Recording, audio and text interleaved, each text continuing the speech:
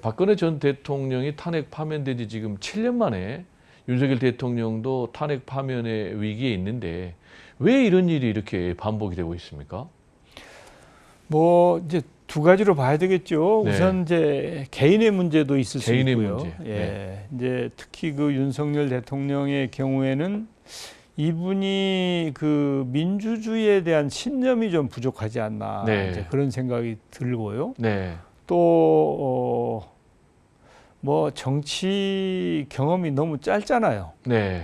사실은 이제 의회에서 키운 사람이 그 이제 국정을 책임지는 게 더 순리라고 보여지죠. 네. 그런데 이제 지금까지 밖에서 수혈을 받는 경우도 많이 있었는데 네. 이제 의원들은 밖에서도 수혈을 많이 받아서 다양성을 높이는 게 좋지만 네.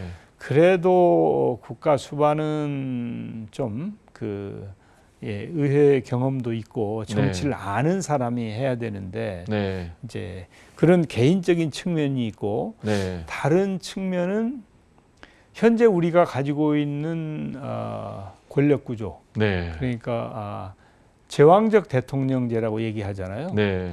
그 제도가 가지고 있는 문제점이 드러난 거다. 네.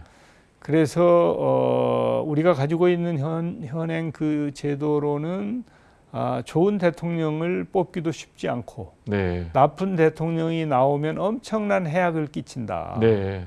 그리고 지금까지 우리 대한민국에 13분의 대통령이 있었어요. 네. 13분의. 네. 그분들을 보면 좋은 대통령보다 나쁜 대통령이 더 많았거든요. 네. 그래서 그분들이 끼친 해악이 굉장히 컸단 말이에요. 네. 좋은 대통령이 끼치는 유익은 아주 드물었고, 네. 그래서 이 제도의 문제가 있기 때문에 네. 그래서 이제 헌법을 개정하기 위해서 노력을 굉장히 많이 했습니다. 제가 네. 국회의장을 할 때도 네. 정말 노력을 많이 해서 거의 다 돼가는데 결국 이제 그게 무산되고 지금까지 37년 동안 헌법을 고치지 못하고 있는 나라거든요, 우리나라가. 네. 그러므로 해서 그것 때문에 보는 손실이나 피해가 엄청납니다. 네.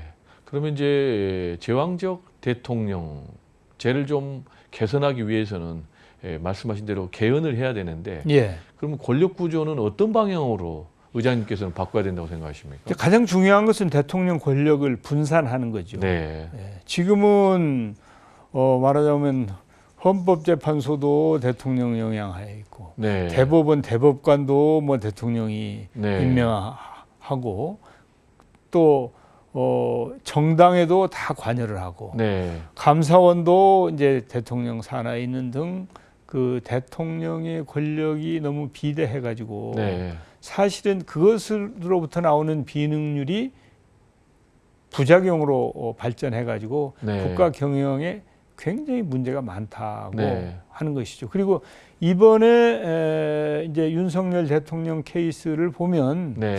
이 우리 제도가 이런 대통령을 만드는 제도구나라고 네. 이제 실증적으로 확인을 한 거 아닙니까? 네.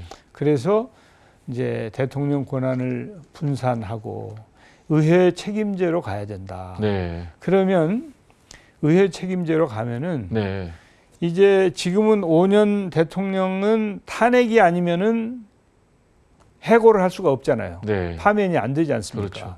그런데 만약에 정부의 수반이 국민의 뜻을 제대로 받들지 않고 네. 또 법을 어겼다든지 할 때는 손쉽게 교체할 수 있는 네. 제도가 필요하죠. 그렇군요. 그것은 이제 내각제이거나 또 반대통령제 네. 그런 경우에 국회에서 해임이 가능한 그런 제도 아닙니까? 네. 그리고 이제 연정을 통해서 네.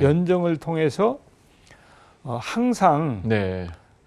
다수파가 국정을 책임지게. 네. 그런데 이 일당이 아니고 이제 여러 정당이 있을 때 그게 가능한 것이죠. 네. 그래서 그런 식으로 이렇게 그 정치를 바꾸는 의회 책임제가 되어야지 대통령 책임제는 곤란하다. 그래서 네. 내각이 의회에 대해서 책임을 지는 것, 네. 대통령에 대해서 책임을 지지 않는 네. 그런 걸로 이렇게 바꿔가는 게 좋은데 네. 이제 뭐 그걸 그냥 복잡한 이야기고 한마디로 얘기하면 반대통령제 혹은 분권형 대통령제 네. 이런 모델을 가지고 국회에서 합의를 하면 되죠. 그래서 그렇군요. 한국형 그런 제도도 가능하죠. 네.